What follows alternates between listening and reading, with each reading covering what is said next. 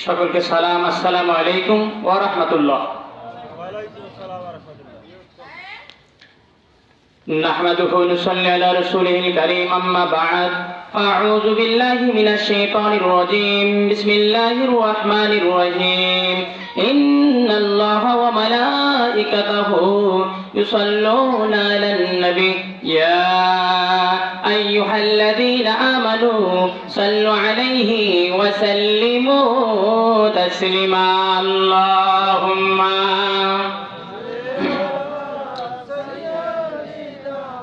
مولانا محمد وعلى آله سيدنا مولانا محمد এতই দরুদে পড়ি হে রাসূল মনের তৃপ্তি মেটে না, এতই দরুদে পড়ি হে নবী মনের তৃপ্তি মেটে না। মরণ কালে দিও দেখা, রোজ হাসরে দিও দেখা, এই তো মনের আনাদোনায়। আল্লাহুম্মা সাইয়্যিদিনা মাওলানা মুহাম্মদ ওয়ালা আলি সাইয়্যিদিনা মাওলানা মুহাম্মদ। সমস্ত প্রশংসা সেই মহান রব্বে কারীমের দরবারে, যে মহান রব আপনাকে আমাকে এ পর্যন্ত সুস্থ রেখে জান্নাতের বাগানে আসা এবং বসার মতন তৌফিক দান করলেন। সেই মালিকের দরবারে সবাই একবার শুকরিয়া আদায় করেন আলহামদুলিল্লাহ। সে মানবতার মুক্তির দূত সাইয়্যিদুল মুরসালিন খাতামান নবীন, নবীদের নবী শ্রেষ্ঠ নবী জনাবে মুহাম্মদুর রাসূলুল্লাহ, সকলে একবার পড়ি সাল্লাল্লাহু আলাইহি ওয়াসাল্লাম। আমার ভাইয়েরা, জানতে চাইতেছি আপনারা সকলে কেমন আছেন? আলহামদুলিল্লাহ। আলহামদুলিল্লাহ। ভালো থাকার এই কথা মুমিনদেরকে ভালো রাখে কে? আল্লাহ। আল্লাহ পাক। আল্লাহ পাক এত সুন্দর পরিবেশের মধ্যে বাংলাদেশকে দ্বিতীয় স্বাধীন হওয়ার পরে এত সুন্দর পরিবেশের মধ্যে যে আল্লাহ আশা এবং বসার মতন তৌফিক দান করলেন, সেই মালিকের দরবারে গায়ে যতটুকু শক্তি আছে মুখে আওয়াজ এনে সকলে আবারও শুকরিয়া দেবেন আলহামদুলিল্লাহ। এই দ্বিতীয় স্বাধীন বাংলাদেশ আমরা পেয়েছি। এই রংপুরের গর্বিত সন্তান আবু সাইদের বিনিময়ে কথা বলেন ঠিক না বেঠিক? এই দ্বিতীয় স্বাধীন বাংলাদেশকে আমরা পেয়েছি রাফির বিনিময়ে কথা বলেন ঠিক না বেঠিক?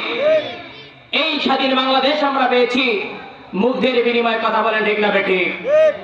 এই গর্বিত রংপুরের কৃতি সন্তান যে আবু সাইদ এই বাংলাদেশকে আবারও দ্বিতীয়বার স্বাধীন করতে গিয়ে বুকের তাজা রক্ত ঢেলে দিয়েছে। আমরা এই মাহফিল থেকে দোয়া করি আল্লাহ পাক যেন এই রংপুরের গর্বিত আবু সাইদকে যেন জান্নাতের উচ্চ মাকাম দান করে। সবাই বলেন আল্লাহুম্মা আমিন। এই গর্বিত সন্তান আবু সাইদ, রাফি, মুগ্ধ, এদের সঙ্গে যারা জীবন দিয়েছে নিঃসন্দেহে আমরা বুঝতে পেরেছি এবং আমরা জেনেছি এরা নিঃসন্দেহে শহীদ। কথা বলেন ঠিক না বেঠিক? এরা শহীদ। আল্লাহ পাক বলেন নবী হে, যারা দ্বীনের রাস্তায় জীবন দেয়, হে রাসূল আপনি জানিয়ে দাও এই সমস্ত শহীদদেরকে পৃথিবীর কোনো পানি দ্বারা গোসল দেওয়ানোর কোনো প্রয়োজন নাই। আমি রব্বে কারীম ফেরেশতা দ্বারা চতুর্থ আসমানে ঈসা নবী যে আসমানে আছে, এই আসমানে আমার ফেরেশতা দ্বারা আমি শহীদের গোসল সম্পাদন করব। জোরে কন্যা সুবহানাল্লাহ। আমার ভাইয়েরা, ঈসা আলাইহিস সালাতু ওয়াস সালাম আছে কোন আসমানে? কথা বলেন, চতুর্থ আসমানে। অনেক মানুষ বলে যে সমস্ত মানুষ মারা যাবে, কিন্তু হযরত ঈসা উনি কি মারা যাবেন না? ওনাকে আল্লাহ চতুর্থ আসমানে উঠিয়ে নিয়েছে। ঈসা কি মরণ হবে না? ঈসা আলাইহিস সালাতু ওয়াস সালামের বাঁচার পথ নেই, আবার তাকে পৃথিবীতে আসতে হবে। কথা বলে ঠিক না বেঠিক? এক আসতে হবে। সমস্ত পয়গম্বর এই বিশ্ব নবীর উম্মত হওয়ার জন্য দোয়া করেছে, কিন্তু কোন নবীর দোয়া আমার আল্লাহ কবুল করেন নাই। হযরত ঈসা আলাইহিস সালামের দোয়াকে আমার আল্লাহ কবুল করেছেন। ঈসা আলাইহিস সালামকে আমার রব্বুল আলামিন চতুর্থ আসমানে উঠিয়ে নিয়েছে। আমার রব্বুল আলামিন আবার জানিয়ে দিয়েছে, ঈসা রে আবার তোমাকে আমি বিশ্ব নবীর উম্মত হিসেবে আমি আবার পৃথিবীর জমিনে প্রেরণ করব। তুমি আবার পৃথিবীতে যাবা, যাওয়ার পরে মালাকুল মউত তোমার জান কবজ করবে। জোরে বলেন আল্লাহু আকবার। কারো বাঁচার কোনো পথ নাই, যার প্রাণ আছে তাকে মালাকুল মউত হাতে পড়তেই হবে। আমার ভাইয়েরা, একান্ত আপনজনেরা, আমি যে বিষয়ের উপরে কথা বলবো আমি বিষয়ভিত্তিক কথা বলি, আপনারা যেন আমল করতে পারেন। আমি আমলের কথা ছাড়া বাজে কথা আমি কখনো বলি না। হইতে পারে আমার আজকের এই মাহফিলটা জীবনের শেষ মাহফিল, কথা বলেন ঠিক না বেঠিক? কথা হবে কম, আমল হবে বেশি, আল্লাহ হবেন খুশি, আমরা সকলে হব জান্নাতবাসী, কথা বলেন ঠিক না বেঠিক? আমি যে বিষয়ের উপরে কথা বলবো সেই বিষয়টি হচ্ছে বিসমিল্লাহ। এই বিসমিল্লাহর ফজিলতটা কি? আল্লাহ পাক কেন প্রতিটা সূরার আগে বিসমিল্লাহ দিলেন? এই বিসমিল্লাহর উপকারী কি? তা বাদেও আমি দেখেছি অসংখ্য মা বোনগুলো আসতেছেন, মা বোনদেরও ব্যাপারে কিছু বলার দরকার আছে না নাই? এই মা বোনদের উপরে এদের বিষয়ে আমি কথা বলবো। আল্লাহ পাক যে 7 শ্রেণীর নারীকে জাহান্নাম দিবে এটা জানিয়ে দেওয়া, আর এই 7 শ্রেণীর নারীকে চেনার দরকার আছে না নাই? কোন 7 শ্রেণীর নারী বিনা কারণেই কিয়ামতের দিন জাহান্নাম চলে যাবে সে বিষয়ের উপরে আলোচনা করব। আমার ভাইয়েরা, আচ্ছা বলেন বিসমিল্লাহর ফজিলত কম না বেশি? আল্লাহ পাক প্রতিটা সূরার আগেই বিসমিল্লাহ দিয়েছেন, কিন্তু একটি সূরার আগে বিসমিল্লাহ নেই। সেই সূরাটার নাম কি আপনারা কেউ জানেন? সূরা তওবা। এই সূরার আগে বিসমিল্লাহ নাই কেন? আমার ভাইয়েরা, আচ্ছা বলেন এই সব সূরার আগে বিসমিল্লাহ আছে, সূরা তওবার আগে নাই। এই বিসমিল্লাহ আবার গেল কোথায়? এই বিসমিল্লাহর ঘাটতিকে আমার আল্লাহ পূরণ করার জন্য সূরা নমলের ভিতরে 2 বার বিসমিল্লাহ দিয়েছে। বলেন আল্লাহু আকবার। জবান দিয়েছে কে? কথা বলেন। আল্লাহ। জবান দিয়ে গোলামি হবে কার? আল্লাহ। যদি আল্লাহর গোলামি না হয়, আল্লাহ ইচ্ছা করলে জবান কারে নিতে পারেন কি পারেন না? যে আল্লাহ দিতেও পারে সে আল্লাহ নিতেও পারে। আল্লাহ ইচ্ছা করলে বোবা বানিয়ে দিবে, কথা বলেন ঠিক না বেঠিক? জবান দিয়ে উঁচু আওয়াজে জবাব দিবেন। এই সূরা নমলের বিসমিল্লাহ কোথায় গেল বন্ধুরে? একটা বারের জন্য কান লাগান। আলোচনা মেলা শুনেছেন, প্রতিদিন প্রতি সপ্তাহে জুমার ভিতরে আলোচনা হয়ে যায়, কত ইমাম করে। আমার বন্ধুগণ রে, আমি ওয়াজ করার জন্য আসি নাই, আপনাদের কাছ থেকে দোয়া নেওয়ার জন্য এসেছি। আর আমার ভিতরে আল্লাহ আমাকে যে এলেমগুলো দিয়েছে, দেশ এবং জাতির আমি খেদমত করতেছি। যেহেতু রাসূল বলেছে বাল্লিগু আন্নি ওয়ালা আয়াতান হাদিসু, বলেছে নবী বলেছে হে আমার সাহাবীরা, তোমরা আমার কাছ থেকে তোমরা যে বাণীগুলো শ্রবণ করো তা তোমরা অপর ভাই বোনের নিকটে পৌঁছিয়ে দাও, যদি তোমরা আমার প্রকৃত উম্মত হয়ে থাকো। বলেন না সুবহানাল্লাহ। এলেম ধরে বসে থাকার জন্য নয়, কাউকে এলেম দিয়েছে আর কেউ এলেম ছায়াও পায় না, কথা বলেন ঠিক না বেঠিক? এই সূরা নমলে বিসমিল্লাহ কোথায় গেল? সূরা নমল, সরি তওবার বিসমিল্লাহ গেছে সূরা নমলের ভিতরে। নমল শব্দের অর্থ হলো পিপিলিকা, পিঁপড়া। নমল শব্দের অর্থ কি? পিঁপড়া। পিঁপড়া যেটাকে আপনারা এই পিপিলিকা গুলো হাঁটে। এবার আসেন সূরা নমল, দেখেন আল্লাহ পাক এই পিঁপড়ার নামেও কোরআনে সূরা নাযিল করেছে। বলেন আল্লাহু আকবার। পিঁপড়ার দাম নাই, কিন্তু দেখেন পিঁপড়ার নামে আল্লাহ কোরআনে সূরা দিয়েছেন। চমৎকার একটি সূরা, সূরা নমল। এই নমলের ভিতরে 2 বার বিসমিল্লাহ বলেছে। মনে করেন এক মহিলা, মনে করেন বাড়িতে মহিলা কাজ করতেছে, এমতো অবস্থায় আপনি বাড়িতে আসছেন, আসার পরে দেখতেছেন মহিলা ধাইরে কি নেপে না, মেপতেছে। এমতো অবস্থায় তাকে পিঁপড়ায় যে ধাইরে দিয়ে বেড়ায়, যেগুলো অনেক মানুষকে লাল পিঁপড়ে মারতে হয়, আর কালা পিঁপড়ে মারা যায় না, গুনাহ হয়, ঠিক না বেঠিক? লাল পিঁপড়ে বলে হিন্দু আর কালা পিঁপড়ে বলে মুসলমানের। কয় কি কয় না? আরে কথা বলেন না কেন ভাইরা? এখন পিঁপড়া ধরছে, এমত অবস্থায় স্বামী চলে যাচ্ছে। আসার পরে বলতেছে তুমি ইদান করতেছো কেন? চুলকা চুলকি। বলতেছে আমি বলছি অন্তপক্ষে 1000 ইটানি 500 ইটানি ধারে এটা গাতো। এই তোমরা ধারে না গাতার কারণে আজকে মফিক রে ধর কোদাল করে রে, এবার কোদাল আনছে, কোদাল আনার পরে ধারে খুঁড়ার পরে ধারে খুঁজছে, খোঁড়ার পরে অনেকগুলো পিঁপড়া একত্রিত করছে পিঁপড়ার ভাষা ভিতরে, করার পরে বস্তা করে বস্তান, এবার বস্তা ধরাইছে, ধরার পরে এই পিঁপড়া ধরি বাজার গেছে নাগরাপুরে। কোন বাজার? আমার কথা কি বোঝেন আমার ভাইয়েরা? এই পিঁপড়া ধরে নাগরাপুরের বাজার গেছে। এই নাগরাপুরের বাজার যাওয়ার পরে যায়া বলতেছে, কে পিঁপড়া নিবে? 2 কেজি 10 টাকা, 2 কেজি 10 টাকা, 2 কেজি 10 টাকা। আচ্ছা বলেন, যে লোক যা বলতেছে 2 কেজি পিঁপড়া 10 টাকা 10 টাকা 10 টাকা, এই লোকটাকে কি বলবে? কথা কন না কেন ভাইয়েরা? আচ্ছা বলেন, কোন মানুষ 2 কেজি পিঁপড়া 10 টাকা দিয়ে নিবে? কেউ কিনবে? বরঞ্চ মানুষ বলবে আপনার মাথার স্ক্রু ঢিলা হয়েছে। কথা বলেন ঠিক না বেঠিক? কিন্তু আমার বন্ধুরা গভীর কান লাগান, 2 কেজি পিঁপড়া কোন মানুষ 10 টাকা দিয়ে কিনবে না। অথচ আমার আল্লাহ সূরা আন-নামলের ভিতরে এই পিপীলিকার নামে কি সূরা নাজিল করেছেন? জোরে বলেন আল্লাহু আকবার। সূরা নামলের ভিতরে আমার আল্লাহ এই পিঁপড়ার নামে কত সুন্দর চমৎকার ঘটনা বলেছেন। আমার ভাইয়েরা, সূরা নামলের মধ্যে রানী বিলকিস আর সুলাইমানের ইতিহাস আছে। আমার বন্ধুরে, কোরআন পড়ো কিন্তু কোরআন বোঝো না।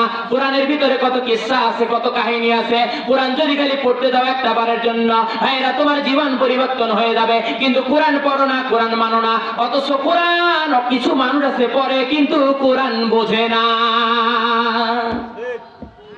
কোরআনের ভিতরে সবাই আছে। যে আমার ভাইরা, যে আমার যে পয়েন্টের উপরে আলোচনা ছিল বিসমিল্লাহ, বিসমিল্লাহর ফজিলতটাকে আমার ভাইরা রে, যদি কোনো মানুষ বিসমিল্লাহির রহমানির রহিম যদি একবার যদি বলে, সেই ব্যক্তির আমলনামায় 30 পারা কোরআনের সওয়াব দেওয়া হবে। জোরে কান সুবহানাল্লাহ। তার মানে হলো কি, 30 পারা কোরআনে যা আছে বিসমিল্লাহর ভিতরে তা আছে। বলেন আল্লাহু আকবার। যদি কোনো মানুষ বিসমিল্লাহ একবার তেলাওয়াত করে, তার আমলনামায় 30 পারা কোরআনের সওয়াব দেওয়া হবে।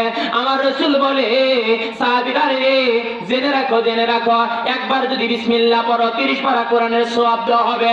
আর বিসমিল্লাহকে যদি ব্যাখ্যা বিশ্লেষণ করা হয়ে যায় 30 পারা কোরআন হয়ে যায়। বলেন না সুবহানাল্লাহ। 30 পারা কোরআনকে যদি সার সংক্ষেপ করা হয় তাহলে হবে কি? বিসমিল্লাহির রহমানির রহিম। আবার যদি বিসমিল্লাহকে ব্যাখ্যা করা হয়ে যায় তাহলে হবে 30 পারা কোরআন। বলেন আল্লাহু আকবার। কোন কোন বর্ণনার মধ্যে এসেছে, আবার যদি কোরআনকে সংকীর্ণ করা হয়ে যায়, কোরআনকে যদি সার সংক্ষেপ করা হয়ে যায় তাহলে হয়ে যাবে বিসমিল্লাহ। বিসমিল্লাহকে সার ব্যাখ্যা করলে হয়ে যাবে কি? সূরাতুল ফাতিহা। আবার সূরাতুল ফাতিহার ভিতরে যা আছে বিসমিল্লাহর ভিতরে তা আছে। আবার এই বিসমিল্লাহর ভিতরে যা আছে একটা বায়ের ভিতরে তা আছে। বলেন আল্লাহু আকবার। এটা বায়ের ভিতরে তা আছে। কোন কোন মুফাসসিরে কেরামরা বলেছেন আলিফ লাম মিম, এই 3টা অক্ষর কেন হলো শুরুতেই? এখানে বোঝানো হয়েছে আলিফটা আল্লাহ, লামতে জিবরাইল, মিমতে মুহাম্মদুর রাসূলুল্লাহ। জোরে বলেন না সুবহানাল্লাহ। আলিফ লাম মিম, এখানে বোঝানো হয়েছে আলিফটা আল্লাহ, লামতে জিবরাইল, মিমতে মুহাম্মদুর রাসূলুল্লাহ। তার অর্থ হলো আল্লাহ জিবরাইলের মারফতে বিশ্ব নবীর কাছে কোরআন নাযিল করেছেন। জোরে বলেন আল্লাহু আকবার। সমস্ত মুফাসসিরে কেরামরা এই তাফসীর করতে গিয়ে সকলে একমত করেছে আল্লাহু আলামু বিমুরাদিহি, যে রব্বুল কেউ অর্থ জানেন না, কেবলমাত্র জানেন কে। এখানে বোঝানো হয়েছে যে অসংখ্য প্রায় 28টা সূরার সামনে কাটা কাটা অক্ষর দিয়ে শুরু করা হয়েছে। এগুলোর অর্থ পৃথিবীর কোনো মানুষ জানে না। জানেন কে? মুফাসসিরে কেরামরা এর সম্বদ্ধ কিছু বলেছে যে এটা হতে পারে, কিন্তু তারা বলেছে এটা সঠিক নয়। সঠিকটা জানেন কে? আল্লাহ পাক জানেন। আমার ভাইয়েরা, আমার যে বিষয়ের উপর আলোচনা ছিল বিসমিল্লাহর ফজিলতটা কি, বিসমিল্লাহ বললে হবে কি, বিসমিল্লাহর লাভ, বিসমিল্লাহ তেলাওয়াত করলে লাভ কি হবে। বন্ধুরে যদি বিসমিল্লাহ যদি কোনো কাজের শুরুতে বলো, আমার রব্বে কারীম জানিয়ে দিয়েছে, হে দুনিয়ার মানুষেরা তোমরা জেনে রাখো, যদি বিসমিল্লাহর সহিত যদি কোনো কাজ যদি শুরু করো, হে দুনিয়ার মানুষেরা জেনে রাখো, আমি রব্বুল আলামিন বিসমিল্লাহর ফজিলতে, বিসমিল্লাহর বরকতে ওই কাজটাকে আমার ফেরেশতা দিয়ে আমি সহযোগিতা করব। জোরে বলেন সুবহানাল্লাহ। বিসমিল্লাহ দিয়ে বিসমিল্লাহ তেলাওয়াত করলে লাভ কি হবে। বন্ধুরে গভীর কান লাগান, রাসূল করিম সাল্লাল্লাহু আলাইহি ওয়াসাল্লাম একদিন আম্মা জান হাফসা রাদিয়াল্লাহু তাআলা আনহার ঘরের মধ্যে প্রবেশ করেছেন। সেই সময়টা ছিল দুপুর বেলা। বন্ধুরে আম্মা জান হাফসার গৃহে প্রবেশ করলেন প্রায় 25 জন সাহাবী নিয়ে, কোন কোন বর্ণনার মধ্যে 27 জন সাহাবী নিয়ে, কোন কোন বর্ণনার মধ্যে বলেছেন 70 জন সাহাবী নিয়ে যখন আম্মা জান হাফসার ঘরে যখন রাসূল যখন প্রবেশ করলেন, করানোর পরে হযরতে হাফসা রাদিয়াল্লাহু তাআলাকে আমার নবী বলে, হাফসা রে ঘরের ভিতরে কি কোনো খাদ্য আছে? হাফসা বলেন, ইয়া রাসূলুল্লাহ, ইয়া হাবিবাল্লাহ, নবী গো ঘরের ভিতরে কোনো খাদ্য নাই। ইয়া রাসূলুল্লাহ, ইয়া হাবিবাল্লাহ, নবী গো কিন্তু দুপুর বেলায় একজন মহিলা আপনি রাসূলকে ভালোবেসে আধা গ্লাস শুধুমাত্র দুধ দিয়ে গিয়েছে, এতটুকু দুধের পেয়ালা ছাড়া আমার ঘরের ভিতরে কিছু নেই। আমার রাসূল বলে, হাফসা রে দেরি করো না, তাড়াতাড়ি দুধের পেয়ালাটা আমার হাতে দাও। আম্মা জান হাফসা বলেন, নবী গো না জানি আজকে আমার ব্যাপারে কি হয়ে। ইয়া রাসূলুল্লাহ, ইয়া হাবিবাল্লাহ, আপনি আমার ঘরে এতগুলো সাহাবী ধরে আসবেন, আপনি কি আমাকে একটু আগেই বলবেন না? আমার ঘর থেকে যদি কোনো সাহাবী যদি না খেয়ে যদি যায়, তাহলে অন্য নবীর কাছে আমি ছোট হয়ে যাব, আমি অপমানিত লাঞ্ছিত হয়ে যাব। আমার রাসূল বলে, হাফসা রে টেনশন করো না, ইজ্জতের মালিক আমার আল্লাহ। কথা বলেন ঠিক না বেটি? আধা গ্লাস দুধের পেয়ালা আমার রাসূলের হাতে তুলে দেওয়া হলো। দেওয়ানোর পরে তখন আম্মা জান হাফসা রাদিয়াল্লাহু তাআলা যখন রাসূলের হাতের মধ্যে যখন দুধের পেয়ালাটা তুলে দিয়েছিলেন, ওই সময় বলেছিলেন বিসমিল্লাহির রহমানির রহিম। বিসমিল্লাহ বলে হাতে তুলে দিলেন, আমার রাসূল ধরে চলে গেলেন। যাওয়ার পরে সাহাবীদেরকে লাইন করে দিলেন ঘরের ভিতরে। লাইন করে দেওয়ার পরে আমার রাসূল যখন প্রথম নাম্বার যখন যে সাহাবীকে দুধের পেয়ালাটা দিয়েছিলেন, আমার রাসূল তখন বলেছিলেন বিসমিল্লাহির রহমানির রহিম। বলেন আল্লাহু আকবার। এবার যখন দুধের পেয়ালা হাতে তুলে দিয়েছে, দেওয়ার সঙ্গে সঙ্গে আমার আল্লাহ বিসমিল্লাহর বরকতে আধা গ্লাস দুধকে 1 গ্লাসে পরিণত করে দিয়েছেন। জোরে বলেন আল্লাহু আকবার। এবারে প্রথম নাম্বার সাহাবী খাইলেন, দুধের কোনো কমতি হয় নাই। আবার দ্বিতীয় নম্বর সাহাবী গেলেন, তৃতীয় নম্বর সাহাবী খাইলেন। আমার ভাইয়েরা বন্ধুগণ, এইভাবে সমস্ত সাহাবীগুলো দুধের পেয়ালা থেকে দুধ পান করতেছে, দুধের পেয়ালার কোনো কমতি হলো না। এইভাবে আমার ভাইয়েরা রে একজন সাহাবী, দুইজন সাহাবী নয়, 70 জন সাহাবী, 25 জন সাহাবী, মতান্তরে 27 জন সাহাবী দুধ পান করেছেন। করার পরে লাস্টের সাহাবীর কাছে গিলাস যাওয়া পর্যন্ত দুধের এক চুল পরিমাণ কমতি হয় নাই। জোরে বলেন আল্লাহু আকবার। এবারে দুধের পেয়ালাটা আমার রাসূল হাতে নিলেন। নেওয়ার পরে আমার রাসূল এবার দরজার বাড়ির দিকে দৌড় দিয়ে রওনা দিলেন। দেওয়ার পরে ডাক দিয়ে বললেন, হাফসা। ঘরের ভিতর থেকে কোনো আওয়াজ নেই। আম্মা জান হাফসা রাদিয়াল্লাহু তাআলা দরজা বন্ধ করে দিয়ে সিজদায় পড়ে গিয়েছেন আর আল্লাহর কাছে কাঁদতে কাঁদতে দোয়া করতেছেন নফল নামাজের সিজদায়। আমার ভাইয়েরা, সাহাবীদের একটা অভ্যাস ছিল, যখন এই বিপদের মধ্যে পড়ে যায় তখন এই নফল নামাজের সিজদার মধ্যে তারা লুটায়া যায়। কথা বলেন ঠিক না বেটি?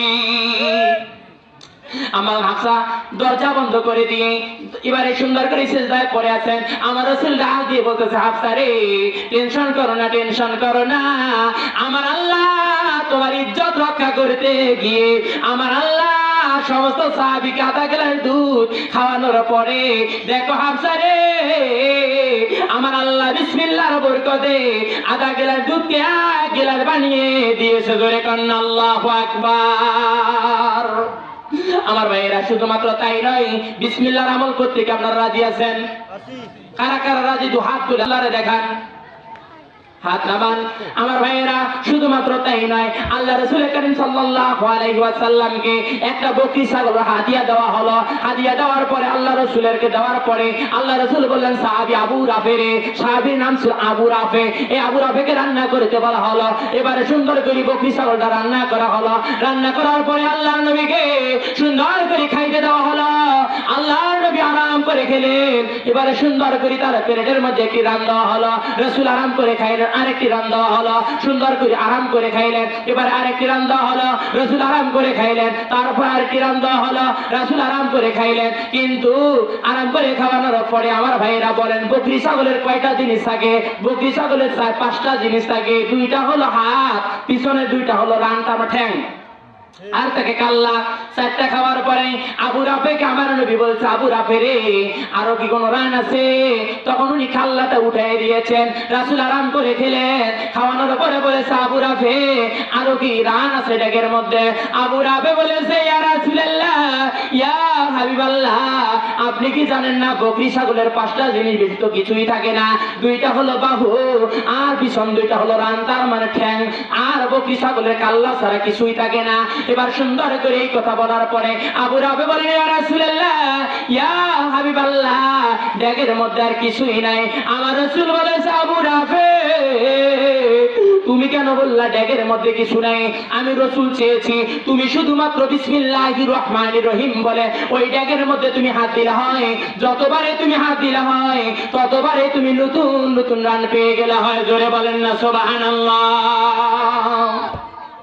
আমার ভাইয়েরা, শুধুমাত্র তাই নয়, যদি আল্লাহ রাসূল করিম সাল্লাল্লাহু আলাইহি ওয়াসাল্লামকে প্রশ্ন করা হয়েছিল, ইয়া রাসূলুল্লাহ, ইয়া হাবিবাল্লাহ, আপনার এতগুলো উম্মত কিয়ামতের দিন চেনা যাবে কেমন করে?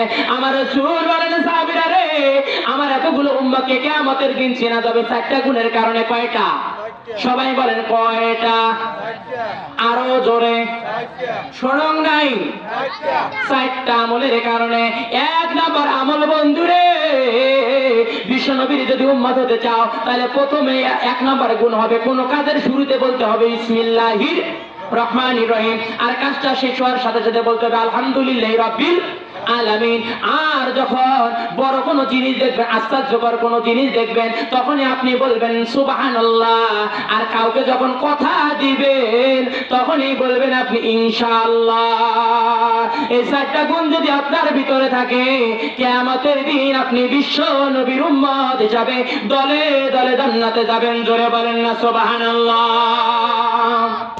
আমার ভাইয়েরা, বন্ধুগণ রে, শুধুমাত্র তাই নয়, শুধুমাত্র তাই নয়, আমার ভাইয়েরা, গভীর কান লাগান, গভীর কান লাগান। আল্লাহ পাক বিসমিল্লাহর বরকতকে আপনি জানেন, আল্লাহ পাক ইচ্ছা করলে ফেরাউনকে ধ্বংস করে দিতে পারতো, ঠিক কিনা? ফেরাউনকে সেকেন্ডের মধ্যে নিমিষেই ধ্বংস করে দিত। কিন্তু আমার আল্লাহ ফেরাউনকে ধ্বংস না করার একটি পিছনে কারণ ছিল। আমার আল্লাহ ফেরাউনের গৃহকে, বাড়িকে সেকেন্ডের মধ্যে নিমিষেই ভেঙে দিতে পারত, ধূলিসাৎ করে দিতে পারত। কিন্তু আমার আল্লাহ ফেরাউনের বাস গৃহকে ধূলিসাৎ করেন নাই একটি কারণে। ফেরাউনের দরজার গৃহের সামনে যে গেট দিয়ে ঢুকবে, এই গেটের মধ্যে লেখা ছিল বিসমিল্লাহির রহমানির রহিম। আল্লাহু আকবার। বিসমিল্লাহর বরকতে আমার আল্লাহ ফেরাউনের গৃহ পর্যন্ত হেফাজত করেছে। তাহলে দেখেন বিসমিল্লাহর পাওয়ার কি। কিন্তু আমরা মুসলমান বড় বড় ভাতের গাছ তুলি, কিন্তু বিসমিল্লাহ পর্যন্ত ভাত খাওয়ার সময় বলি না। কথা বলেন ঠিক না বেটি? যদি কোনো মানুষকে বলা হয়, ভাই ভাত খাওয়ার দোয়াটা বলেন তো, আল্লাহুম্মা ইন্নী আউযু বিকা মিনাল খুবসি ওয়াল খাবাইস, এমন মানুষ আছে না নাই? এইটা কি ভাত খাওয়ার দোয়া? না রে ভাই, পায়খানার যাওয়ার দোয়া। কথা কম না কে? এমন লোক আছে ভাত খাওয়ার দোয়াই জানে না, যদি জিজ্ঞেস করে পায়খানা যাওয়ার দোয়া কয়া তো। কথা বলেন ঠিক না বেটি? এটা হুশ আছে রানি আল্লাহই জানে। খাওয়ার এক কত কালটু। আমার ভাইয়েরা, গভীর কান লাগান। শুধুমাত্র তাই নয় বন্ধুরে, বিসমিল্লাহর বরকত কি জানো? বিসমিল্লাহর বরকত আমার রাসূল বলেছে, সাহাবীরা রে, যদি বিসমিল্লাহর আমল যদি করো, আমি রাসূল বলে দিলাম, আল্লাহ পাক আমাকে জানিয়ে দিয়েছে, যদি বিসমিল্লাহর আমল যদি করো আর দৈনন্দিন 5 বার যদি জামাতে নামাজ আদায় করো, আমি রাসূল বলে দিলাম বিসমিল্লাহর ভিতরে অক্ষর আছে 19টা, আর 5 বেলার নামাজে 19 আর 5 হলো 24। আমার আল্লাহ 24 ঘন্টা তোমার আমল নামায় সওয়াব দিয়ে দেবে। জোরে বলেন সুবহানাল্লাহ। তাহলে বলতে হবে বিসমিল্লাহির রহমানির রহিম, আর আপনাকে 5 বার নামাজ পড়তে হবে। তাহলে আপনি কি, আপনার জন্য লাভ হবে কি? 24 ঘন্টা নফল ইবাদত করলে যেটা সওয়াব হবে, আমার আল্লাহ তোমার আমলনামায় সেই সওয়াব দিয়ে দিবে। জোরে বলেন সুবহানাল্লাহ। আমার ভাইয়েরা, বন্ধুগণ, আর লম্বা না, এবারে চলে আসেন। বিসমিল্লাহর আমল আপনারা করবেন, আর আমি লম্বা দীর্ঘায়ী করতে গেলাম না। আমি ওয়াদা দিয়েছি, কথা বলেছি, মাদের সম্পর্কে একটু কথা বলবো। এ মা, গভীর কান লাগাও। এ মা, গভীর কান লাগাও। এ মা, তোমরা তো স্বামীর খেদমত করতে চাও না, একটু ধৈর্য ধরো, কি বলতেছি, কান লাগাও। মারে বা, আল্লাহ পাক যেদিন কিয়ামতের মাঠ কায়েম করবে, এ মা, শাস্তির নারীকে বিনা হিসাবে জাহান্নাম দিয়ে দিবে রে মা। একটা বারের জন্য লক্ষ্য করো মা, ওই শাস্তির নারীর মধ্যে আপনি আছেন কিনা। যদি থাকেন মারে, আজকে আমি নূর নবী গুনাহগারের কথা কোনা শুনে এ মা জীবন পরিবর্তন করো। আমার আল্লাহ তোমার কপাল খুলে দিবে। আমার মানে শাস্তি নারীকে আমার আল্লাহ জাহান্নাম দিয়ে দিবে বিনা কারণে। উনি হিসাব নিকাশ আমার আল্লাহ নেবেন না। তার মধ্যে 1 নম্বরে নারী হলো মারে হান্নানা, যে নারী বলে শুধু আমার জন্য খরচ করো, পরিবারে অন্য কোনো মানুষের জন্য খরচ করার দরকার নাই। আমার আল্লাহ সেই নারীকে কিয়ামতের দিন বিনা হিসাবে জাহান্নাম দিবে। জোরে বলেন নাউজুবিল্লাহ। আচ্ছা বলেন, এমন নারী আপনার নাগরাখুড়ায় কৃষ্ণমঙ্গল এই এলাকার মধ্যে আছে না নাই? আছে। খালি বলে আমার জন্য খরচ করো, আমার জন্য খরচ করো, আছে না নেই? এ মা, যদি খালি বলো আমার জন্য খরচ করো, পরিবারের অন্য কারোর জন্য খরচ করার দরকার নেই। এ মা, খালি যদি একলাই সব গাছাতে চাও, তাহলে জেনে রাখো কিয়ামতের দিন জাহান্নাম যাওয়া ছাড়া তোদের কোনো উপায় থাকবে না। কথা বলেন ঠিক না বেটি? 2 নাম্বার হলো মান্নানা। মান্নানা এমন একজন নারী, যে নারী খোঁটা দেয় স্বামী কিংবা পরিবারের লোকদের ব্যাপারে, এমন নারীকে আমার আল্লাহ জাহান্নাম দিবে।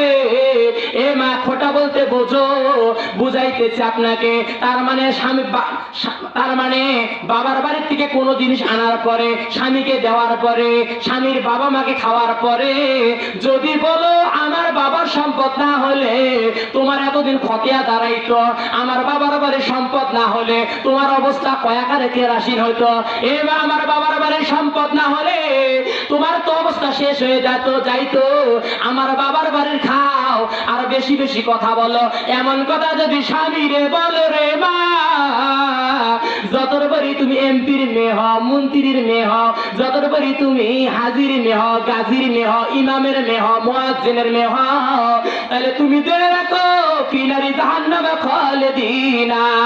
এ মা, হিন্দু বললে যেমন তোমরা বলো যে ফিনারি জাহান্নামে খালিদিনা আবাদা, হিন্দু বললে বলা লাগবে না, তোমার এই অবস্থা তাই হয়ে যাবে। কথা বলেন ঠিক না বেটি? আমার ভাইরা রে, বন্ধুগণ, বলতেছি ভাইরা রে, আমি যে বিষয় বলতেছি আমার মায়েরা, এই সমাজে যদি নারী ভালো হয়ে যেত, আল্লাহর কসম এই বাংলাদেশ সোনায় পরিণত হয়ে যেত। কথা বলেন ঠিক না বেটি? আজকে কোন ফ্যামিলিতে, কোন বাড়িতে সুখ আর শান্তি নাই, শুধুমাত্র এই কার্টির কারণে। কথা বলেন ঠিক না বেটি? সামসিকে মার্কা আমার বেটি ছিল, আইট কত তার, বাপরে বাপ, আজ্ঞেও স্বামী তো এই কালটু এই। আরে আমার মায়েরা, গভীর কান লাগান। তাইলে 2 নাম্বার হলো 2 নাম্বার হলো মান্নানা, এমন নারী যারা স্বামীকে খোটা দেয়। কি দেয়? খোটা দেয়, তুলনা দেয়, এমন নারী জাহান্নামী। এ মা, 3 নাম্বারে হলো আবার মান্নানা, যে নারী স্বামীর খেদমত করতে চায় না, বরঞ্চ স্বামীকে দিয়ে নিজের খেদমত করে নেয়। কথা বলেন ঠিক না বেটি? স্বামীর খেদমত করতে চায় না। এ মায়েরা স্বামীর খেদমত করো, কপাল খুলে যাবে। স্বামীর খেদমত করেছিল হযরতে আলী, হযরতে খাদিজা রাদিয়াল্লাহু তাআলা, স্বামীর খেদমত করেছিল হযরতে আয়েশা সিদ্দিকা রাদিয়াল্লাহু তাআলা, স্বামীর খেদমত করেছিল আমার নবীর কলিজার টুকরা হযরতে ফাতেমা সাদিয়া রাদিয়াল্লাহু তাআলা। এ মায়েরা স্বামীর খেদমত করার কারণে এই পৃথিবীর জমিনে জান্নাত কামাই করতে পারলো। কথা বলেন ঠিক না বেটি? তোমাদের সময়ের বক্তারা হলো মালের পেলে, আর কথা কোন ঠিক না বেটি? আমার ভাইয়েরা গভীর কাল লাগান, মাল কামাই করার জন্য আমি আসি নাই। আজকের মাহফিলটাই আমার হতে পারে জীবনের শেষ মাহফিল। তার মানে ঘুমাইছি। যদি আমার ঘুম ভাঙে তাহলে হবে সকাল, আর যদি ঘুম না ভাঙে তাহলে হবে পরকাল। কথা বলেন ঠিক না বেটি? আমার ভাইয়েরা রে বন্ধুগণ, তার মানে শুধুমাত্র বলতেছিলাম নারীকে যে খেদমত করে শুধুমাত্র নেওয়া যাবে না, নারীরা খেদমত করার দরকার আছে না নেই? কথাটা বলার দরকার। আমি দুই পক্ষে কথা বলতে হবে। আমার রাসূল আম্মা জান আয়েশার রান্না বান্নার খেদমত করেছেন। কথা বলেন ঠিক না বেটি? আমার রাসূল আম্মা জান আয়েশা রুটি বানাইছে, রুটি বানানোর পর রুটি বানায় রেখে গিয়েছে, রুটিগুলো বকরি ছাগল এসে খেয়ে গেছে, পাল এসে খেয়ে গেছে। আম্মা জান আয়েশা সিদ্দিকা রাদিয়াল্লাহু তাআলা মনটা মনোমালিন্য হওয়ার পরে ঘরের ভিতরে শুয়ে গেছে। রাসূল দুপুরবেলা চলে আসছে, আসার পরে দেখে অর্ধেক খেয়ে গেছে, অর্ধেক আছে, রুটির অবস্থা খুব খারাপ। আমার রাসূল রুটি আটা আবার নিজের হাতে খামির করলেন, রুটিগুলো বানায় আমার রাসূল আবার চলে গিয়েছেন। এবারে আম্মা জান আয়েশা সিদ্দিকা রাদিয়াল্লাহু তাআলা ঘুম থেকে জাগরিত হওয়ার পরেই দেখে যে এতগুলো রুটি কেন আমার গৃহের মধ্যে। নিঃসন্দেহে আল্লাহ রাসূল এই রুটি বানাইছে। কথা বলেন ঠিক না বেটি? কামিল কালারের ছাত্র, আমি হাদিস বিভাগের ছাত্র। যতগুলো আমি আম্মা জান আয়েশার হাদিসের গুলো পড়েছি, আম্মা জান আয়েশা রাসূলের থেকে নিয়ে 2200, ভালো করে শুনেন, 2210টা হাদিস বর্ণনা করেছেন। তার মধ্যে অধিকাংশ হাদিসগুলোই ছিল নারী জগতের হায়েজ নিপাতের মাসালা। বলেন না আল্লাহু আকবার। এই সমাজের মধ্যে তো শিক্ষিত নারী নাই। আমার ভাইয়েরা নারীদের খেদমত করো, বিবিদের খেদমত করো। তার মানে চতুর্থ নাম্বার হচ্ছে আবার কান্না না, তার মানে অহংকারী নারী। আচ্ছা বলেন, অহংকারী বেদি সওয়া অহংকারী নারী আপনার এলাকায় আছে না নাই? তোমার সাদা চামড়ার অহংকার পায় দেখছিস? এ মা সাদা চামড়ার অহংকার করো না, রূপ আজ আছে কাল নাই। এ মায়েরা এই জন্য আমি বলে থাকি, রূপে যদি কালো হয় তাতেই কি লাজ, গুণে যদি ভালো হয় রূপের কি কাজ। ঠিক না বেটি? আমার মায়েরা আমি বলেছিলাম, আরে অহংকার করবি না, যদি অহংকার করো জাহান্নাম যাওয়া ছাড়া তোদের উপায় থাকবে না। আমার মায়েরা পঞ্চম নাম্বার হচ্ছে আমার মায়েরা যে হাদ্দাক এমন একজন নারী স্বামীর জিনিসকে অপছন্দ করে, এমন নারী জাহান্নামী। স্বামী যদি কিছু আনে, ও মা মুখে কাউকে কালা করে আছে না নেই? আর অন্য মানুষ যদি কোনো জিনিস দেয়, ও মা হাসতে হাসতে স্বামীর মুখে রাগত করে, তুমিও যেমন তো জিনিসও তেমন আছে না নেই? এ মা, স্বামীর জিনিসের উপর যদি খুশি না থাকো তাহলে তোমাকে জাহান্নাম যাইতে হবে। স্বামী যে জিনিস আনি দিবে তার প্রতি তুমি খুশি থাকবা, তাহলে আমার মায়েরা জান্নাতি হয়ে যাবা। আর আল্লাহ তোমাকে যে রূপ দিয়েছে, আমার মায়েরা সপ্তম নাম্বার হচ্ছে আল্লাহ তোমাকে যে রূপ দিয়েছে, এই রূপের উপরে চর্চা করে আর যাইও না। কথা বলেন ঠিক না বেটি? আমার মায়েরা যে রূপ আল্লাহ দিয়েছে এই রূপের উপরে তুমি থাকো, আর উজু করো, নামাজ 5 ওয়াক্ত পড়ো। উজুর পানি যত জায়গায় লাগবে কিয়ামতের দিন ওই অঙ্গ প্রত্যঙ্গগুলো নূরের মতো জ্বলবে। কথা বলেন ঠিক না বেটি? আর এই রূপ চর্চা করতে গিয়ে কিছু কিছু আমার মায়েরা যায় দেখবেন বিউটি পার্লার চেতরা দিয়ে বসে, এ ভাইরা দেখো বলবি কেমন করে পরিয়েছে, বিউটি পার্লার চেতরা দিয়ে পরি থাকে, আবার ভুরুচ্ছ চলে মিনমিনে করে, আছে না নাই? গ্রুপের লাগায়, ও এজন কর। এ মা, ভালো করে কান লাগাও। রূপ চর্চা করতে গিয়ে রূপের অহংকার করো না, সুন্দরী হতে পারবা না। নাইট ক্রিমের কোনো পাওয়ার নাই, চুল পানির পাওয়ার আছে। কথা বলেন ঠিক না বেঠিক?